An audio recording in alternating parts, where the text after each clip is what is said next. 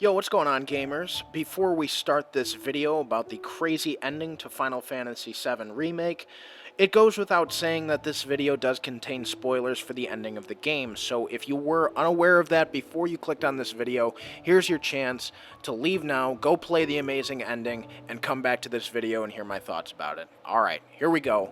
Spoiler warning ending. Let's get into it.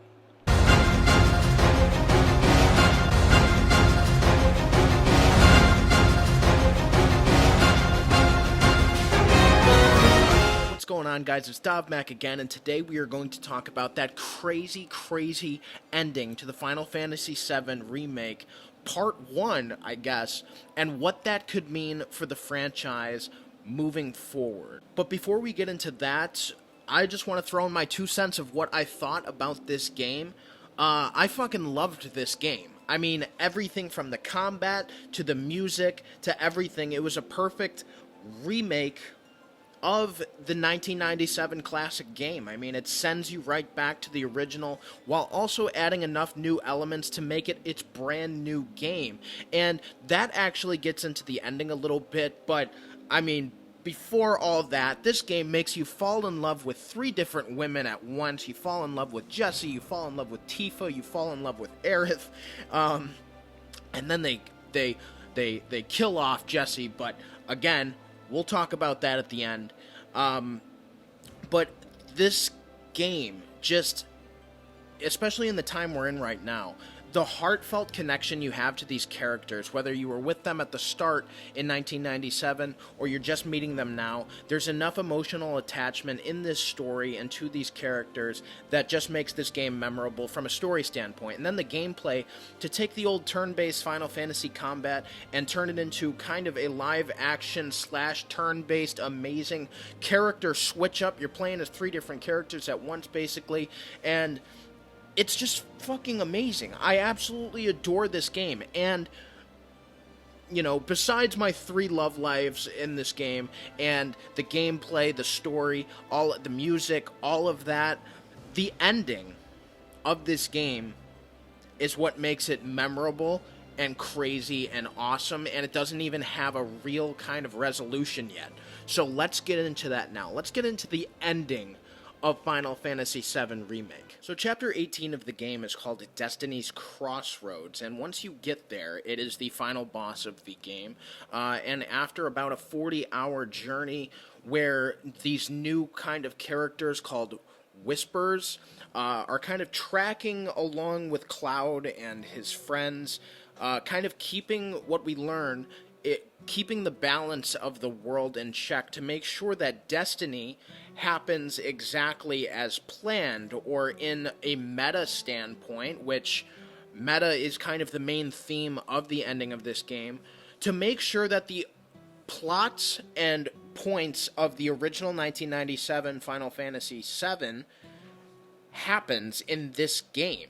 So the Whispers are almost like, you know, crazy fans out there who want this game to be a tit-for-tat remake or reboot of the game, even though it is a remake. And the emphasis of the word remake is what's important in this ending, which is just so meta and so amazing. And I love that Square added this in, because it just adds so much more depth to the story and what they can do moving forward. So before we move forward with this series, let's talk about how that ending got as meta as it could be, starting with Sephiroth. So the big bad in this game is Sephiroth, and in the original Final Fantasy VII, Sephiroth isn't in the Midgar section of the game, and that's all that this Final Fantasy VII Remake takes place in, is Midgar.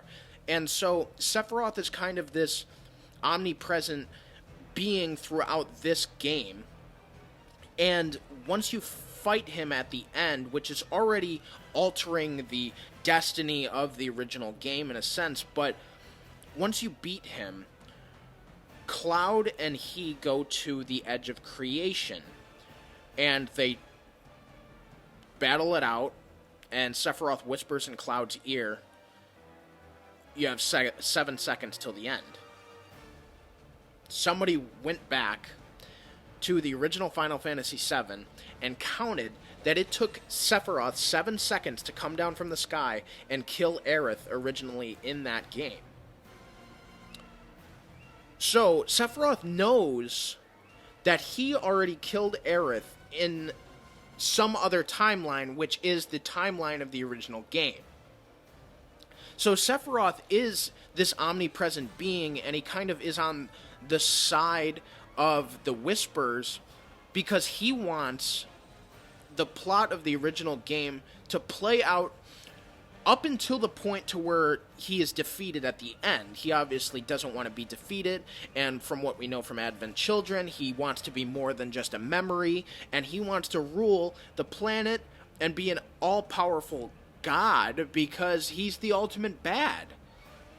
And that plays true in this remake, but it also shows, since we don't actually defeat him, that he is going to take advantage of this unwritten timeline that we now have after defeating Sephiroth and the Whispers, that he can take whatever actions he wants moving forward now and either make them exactly the same as the original Final Fantasy VII or make them something completely different. And that's what's so exciting about this moving forward, about this meta, is because the events of the original game are not being exactly the same in this remake, and it's a remake for a reason.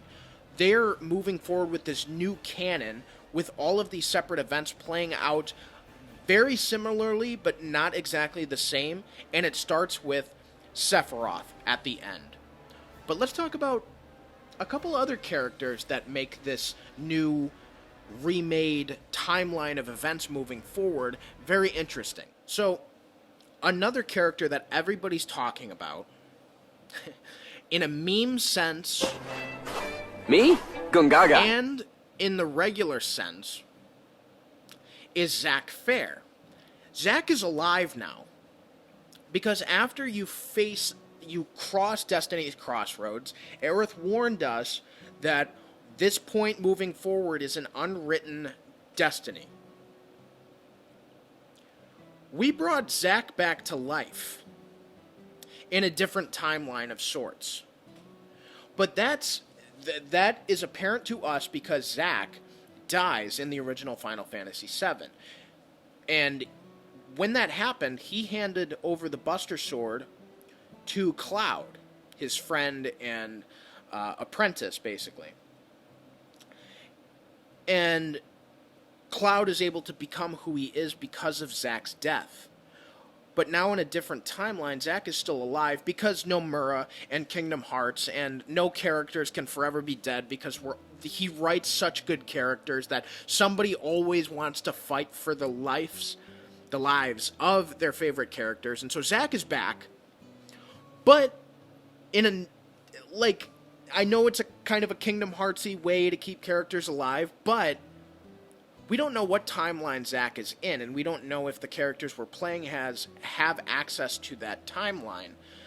Because also in that timeline, we see that little dog badge that we were following around in the Sector 5 reactor to get there. Biggs drew them. We see that he's a different breed of dog in the timeline that Zack is. So that confirms that Zack is in a different era and a different timeline of the events of Final Fantasy VII. So not only did Destinies change for our characters in our timeline, it changed for characters in different timelines. So in that different timeline as well, we might have Jessie still being alive and Wedge still being alive. We know Biggs is alive because he's laying in that bed at the end. So who else is alive? What else has happened? How will this affect Part 2, Part 3, or whatever of the game? But let's rewind and talk about Aerith, because Aerith, like Sephiroth, is a very key character in the changes this ending means. So I believe Aerith, like Sephiroth, is someone who already knows the plot points of the original game. She knows what her destiny holds, she knows that she dies, and she knows how it happens. How? Well, throughout the game, she seems to have the same sort of headaches when the Whispers show up that Cloud does.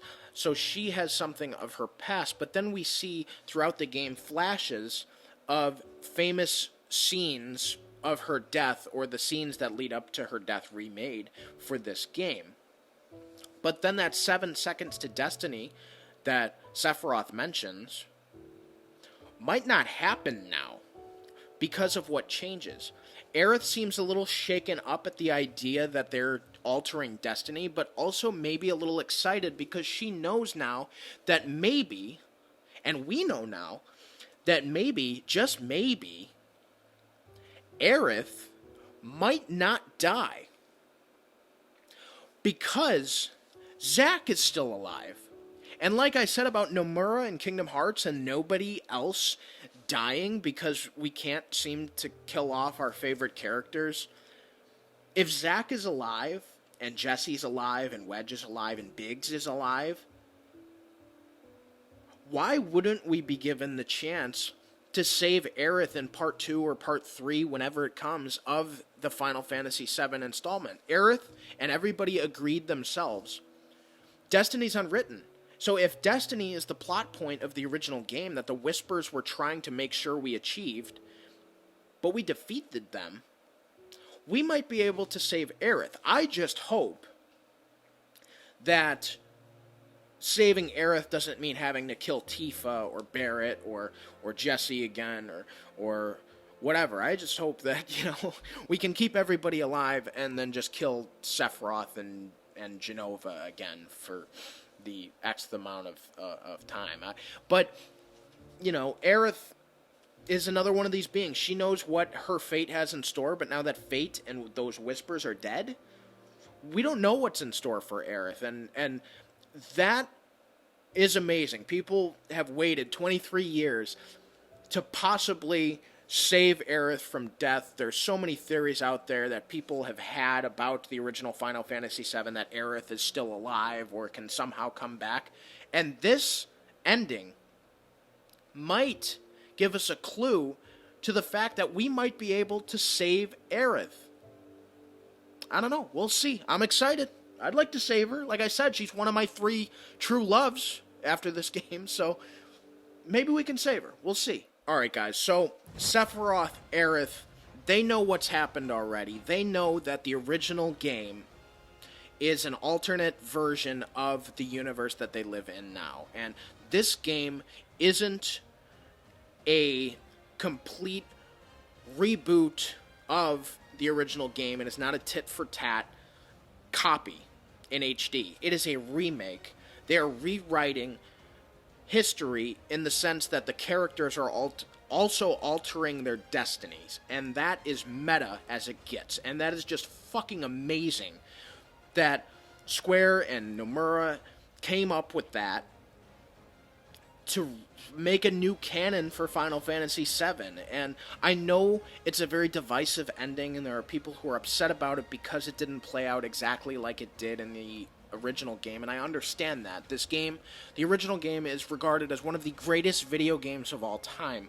And if it got remastered in HD, if I had the same sort of sentimentality for the original game that these other people do, I might feel the same way they do, but I don't. And this ending, whether you're a fan of the original game or not, this ending gives you a chance to kind of rewrite what already happened, which I know it might alter your view of the original game, but this game, this remake, is happening alongside the original game. It's a different universe and a different version of your favorite game of all time. So don't worry, this doesn't affect the original game. This is a new game completely, with new characters. Cloud, he's the same exact Cloud, but a different universe. This got very Avengers Endgame to me. This is like, there are different versions of different characters in different realities, and this reality is the one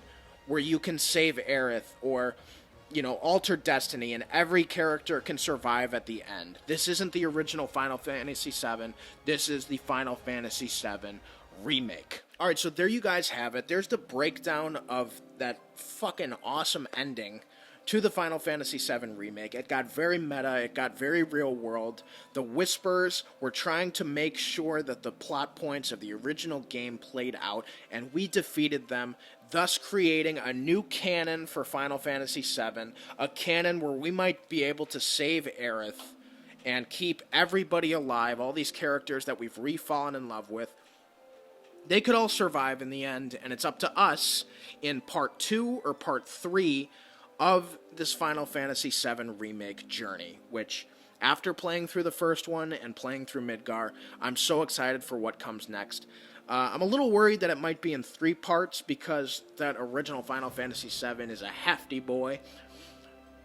I hope it's 2, so that, you know, it's not a trilogy that takes up the next, like, I don't know, 10 years to resolve. But if it does, I'm excited, because we don't know how it's going to end, which, you know, going into this game, going into the remake, we thought it was going to end exactly the same as it did 23 years ago. And this meta ending that alters the destinies of all the characters, we've got a new Final Fantasy VII story to get excited about. So this ending was amazing. I loved it. I hope it doesn't take 3 parts in 10 years, but the developers already said that they're working on Part 2 of it, and they haven't stopped production since they finished Part 1, this game of Final Fantasy VII Remake. So hopefully we can get answers to this very soon, and sooner rather than later. So thank you guys so much for watching. I appreciate you hearing my kind of rambling about why this meta ending for Final Fantasy VII is amazing. I appreciate you guys, and I hope you loved this game as much as I did, because it made me fall in love with characters that I've fallen in love with before, but now, knowing that their destinies are unwritten and this game isn't going to play out exactly as it did in the original Final Fantasy VII, is an exciting feeling. So I hope you guys feel the same way as I do. Whether you do or don't, please let me know in the comments down below what you thought of the Final Fantasy VII Remake ending, and please toss this video a like, show my channel some love, and subscribe. Please, it'd really help me out. You can check out my other gaming content. I do a lot of Kingdom Hearts, but I'm excited to move forward with this Final Fantasy VII series as well, because I absolutely adored it. Alright guys, that wraps it up for today. Thank you again for watching, and until next time, or until there's more nerd news, I'll catch you guys later. Peace.